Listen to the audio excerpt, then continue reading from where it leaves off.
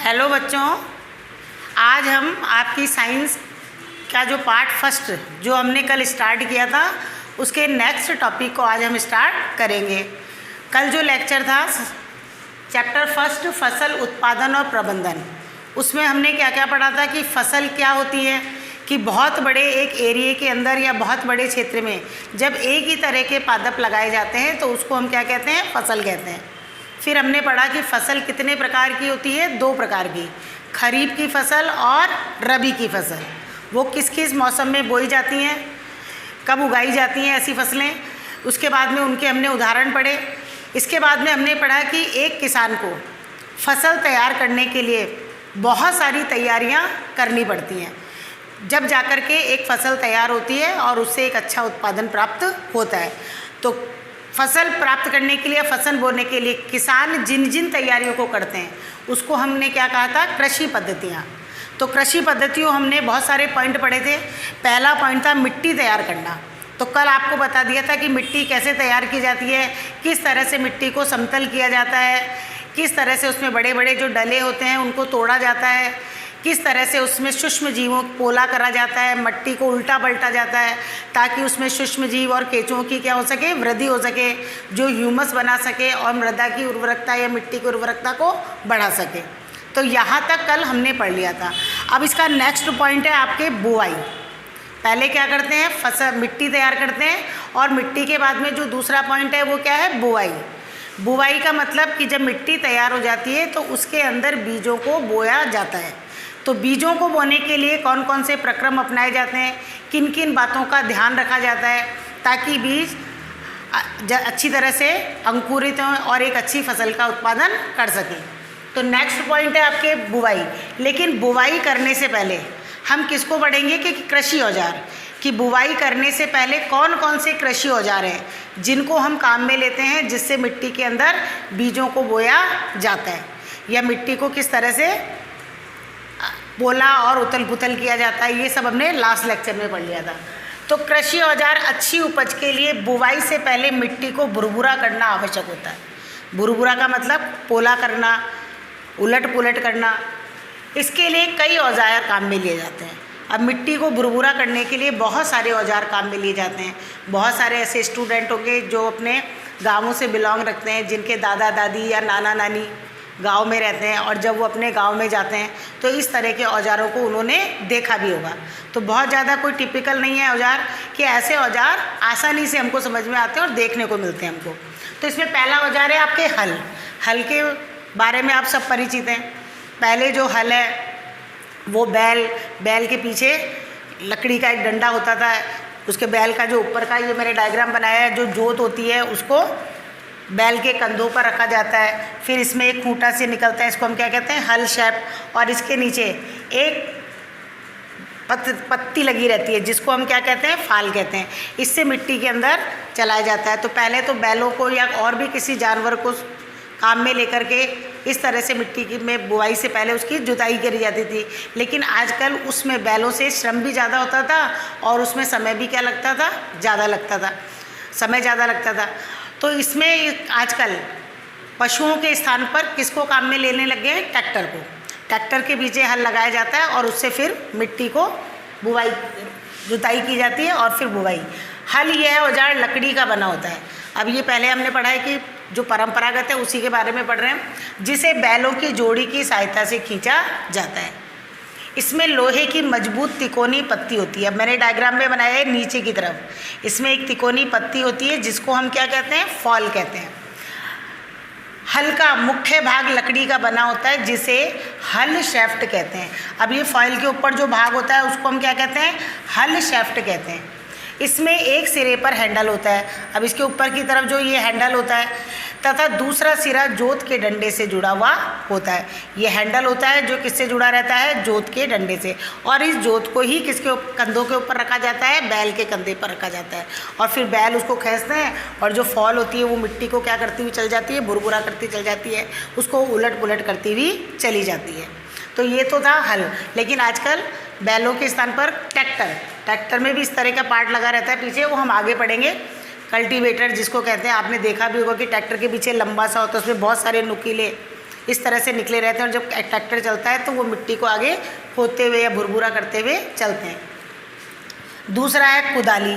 इसका उपयोग खरपतवार निकालने में करते हैं। कल मैंने आपको बताया था कि खरपतवार किसे कहते हैं, कि फसल में बोने से पहले बहुत लंबा चौड़ा कोई खेत है तो उसमें अनावश्यक या जंगली पौधे लगे रहते हैं, तो किसी भी फसल की बुवाई करने से पहले यानी बीज बोने से पहले उन खरपतवारों को फसल में से हटाना पड़ता है, क्योंकि ये खरपतवार क्या होती हैं, कई तो बहुत हानिकारक होती हैं, ये तो बड़ी होती जाती हैं और जो फसल को पोषक तत्व मिलने चाहिए वो कौन ले लेती है, खरपतवार ले लेती हैं और फसल का उत्पादन अच्छा नहीं हो पाता है।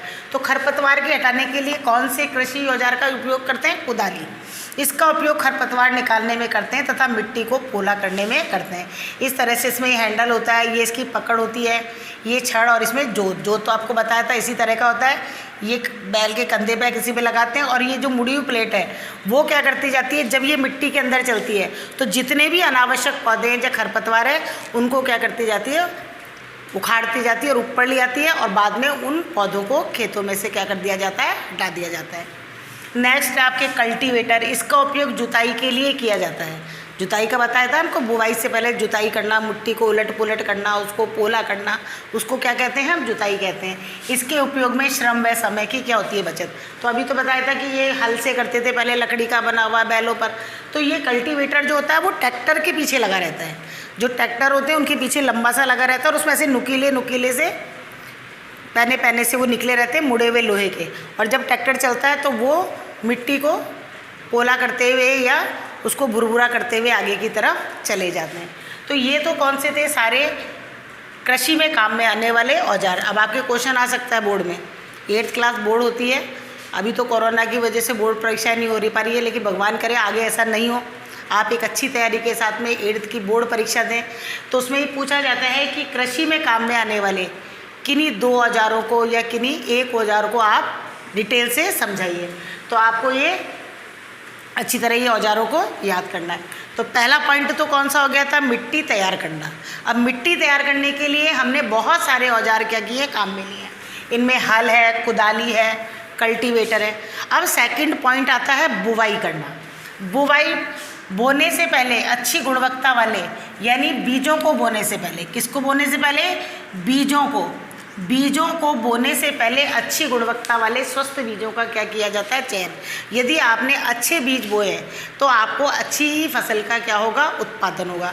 आपकी बुक में एक एक्टिविटी लिखी हुई है कि आप अच्छे बीज कौन से हैं और बेकार बीज कौन से हैं, इनकी पहचान आप कैसे करेंगे। तो जैसे आप पानी एक गिलास में क्या ले लीजिए, पानी ले लीजिए और पानी में थोड़े से गेहूं के दाने या आपको जिसके भी बीज की, बाजरा है, मक्का है, किसी की भी आपको परीक्षण करना है तो आप उसको पानी में डालेंगे।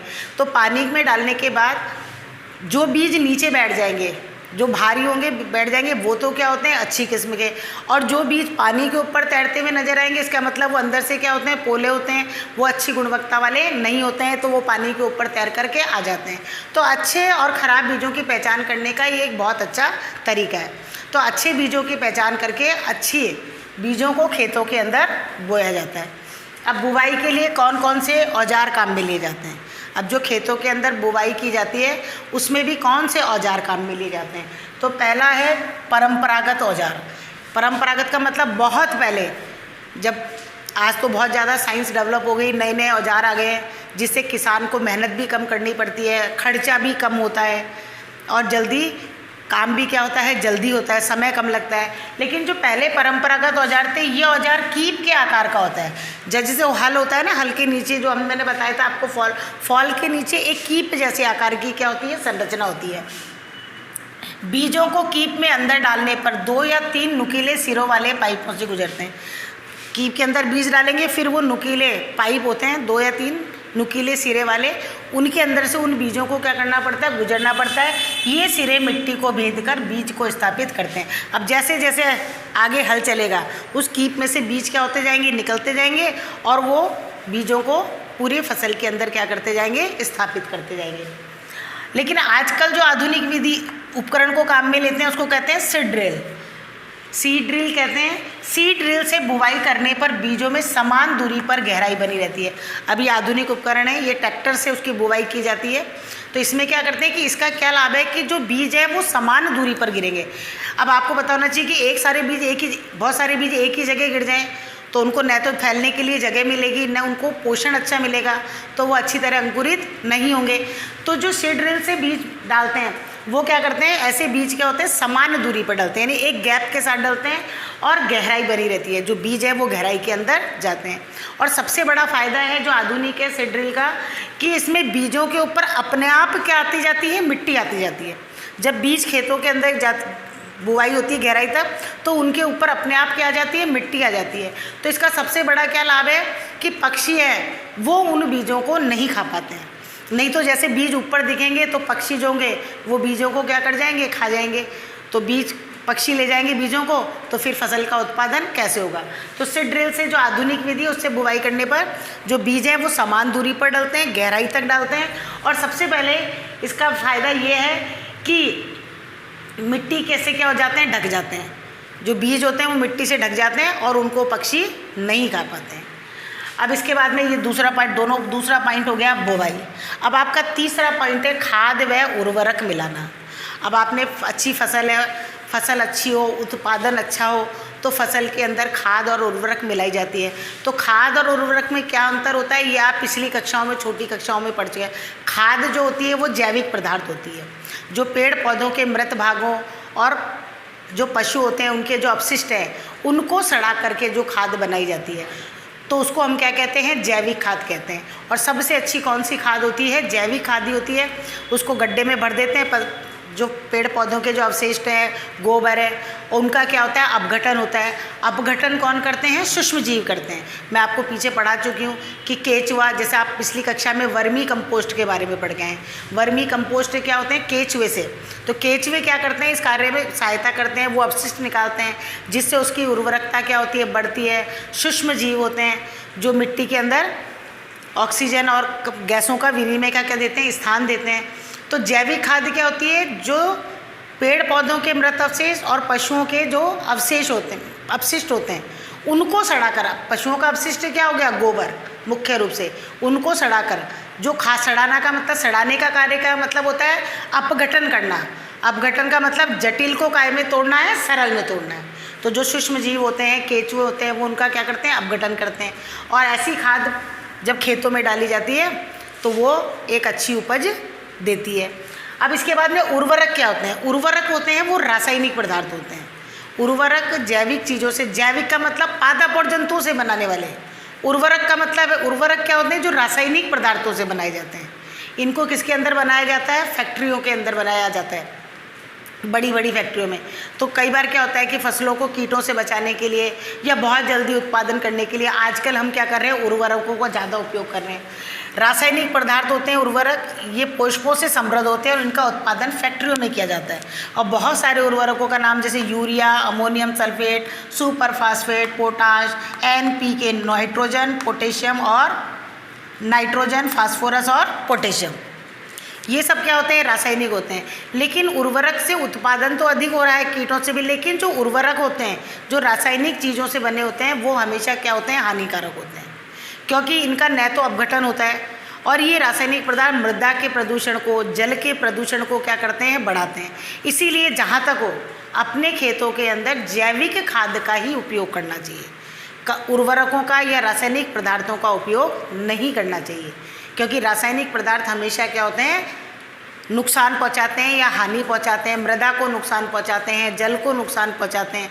बस यही है कि उससे उत्पादन ज़्यादा होता है, लेकिन ऐसे पदार्थ जिसका उत्पादन हो रहा है उसमें भी रासायनिक पदार्थ क्या हो जाते हैं, पहुंच जाते हैं। तो ऐसा जो उत्पादन होता है वो ज़्यादा पौष्टिक नहीं होता है। तो अच्छा उत्पादन, पौष्टिक उत्पादन करने के लिए कौन सी खाद का उपयोग करना चाहिए, जैविक खाद का। दूसरा है कि मिट्टी की उर्वरकता बनी रहे, उसमें पोषक तत्वों की कमी नहीं हो, इसके लिए क्या अपनाना चाहिए, फसल चक्र अपनाना चाहिए। फसल चक्रण का मतलब है, जैसे एक वर्ष में किसान ने फलीदार पौधे पढ़ लिए, आपको पिछली कक्षा में पढ़ाया कि फलीदार पौधों की जड़ों में राइजोबियम जीवाणु पाए जाते हैं, जो नाइट्रोजन को किस में परिवर्तित करते हैं, नाइट्रेट के, और नाइट्रोजन यौगिकों की क्या हो जाती है, प्रचुरता नाइट्रेट यौगिकों की। तो एक मौसम में फलीदार फसल बोली तो दूसरे मौसम में, उसके बाद में दूसरी बार दूसरी फसल बोई, तो फसल को बदल बदल कर बोना क्या कहलाता है, फसल चक्रण कहलाता है। तो इससे क्या होता है कि कभी भी जो मृदा है उसमें पोषक तत्वों की कमी नहीं होती है और पोषक तत्व बने रहते हैं। इसीलिए मृदा की उर्वरकता को बनाए रखने के लिए या उसमें पोषक तत्वों को बनाए रखने के लिए फसल चक्रण जैसी विधि भी हमको अपनानी चाहिए। तो आज मैंने आपको ये पॉइंट पढ़ा दिए, 3 पॉइंट पढ़ाए। पहले फर्स्ट पॉइंट हमने मिट्टी तैयार करना। मिट्टी तैयार करने के लिए कौन कौन से कृषि औजार काम में लिए जाते हैं, हल, कुदाली, कल्टीवेटर, ये आपको सारा समझा दिया है। इसके बाद में दूसरा पॉइंट आया बुवाई। बीजों को बोना क्या कहलाता है, बुवाई कहलाता है। बुवाई के लिए कौन कौन से औजार, परंपरागत औजार पहले कैसे काम में लेते थे और आजकल जिस औजार को काम में लेते हैं उसका नाम क्या है, सीड्रिल है। फिर तीसरा पॉइंट आया है हमारे खाद व उर्वरक को देना। तो आपको पता होना चाहिए खाद और उर्वरक में अंतर बताइए। ये क्वेश्चन आता है आपके, खाद और उर्वरक में अंतर बताइए। तो आपको लिखना है खाद किससे बनाई जाती है, उर्वरक किससे बनाई जाती है। खाद जैविक पदार्थ होते हैं, उर्वरक रासायनिक पदार्थ होते हैं। इसके बाद में खाद जो होती है वो कभी भी पर्यावरण को, मृदा को या जल को प्रदूषित नहीं करती है, जबकि इससे प्रदूषण होता है। खाद कभी भी हानिकारक नहीं होती है, जबकि उर्वरक क्या होते हैं, ज़्यादा इनका उपयोग किया जाए, एक सीमा तक किया जाए तो सही है, लेकिन बहुत ज़्यादा मात्रा में उपयोग कर ले तो ये क्या होते हैं, हानिकारक होते हैं।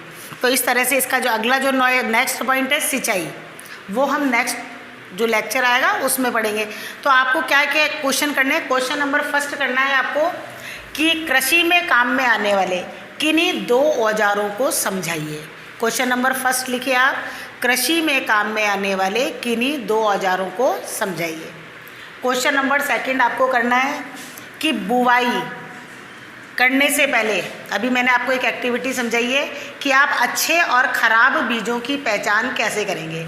ये आपकी बुक में एक्टिविटी है, क्रियाकलाप जिसको हम कहते हैं। तो उसमें आपको करेंगे आप अच्छे और ख़राब बीजों की पहचान किस प्रकार करेंगे, एक क्रियाकलाप के द्वारा समझाइए। दूसरा क्वेश्चन ये है। और तीसरा क्वेश्चन आपको करना है खाद और उर्वरक में अंतर बताइए।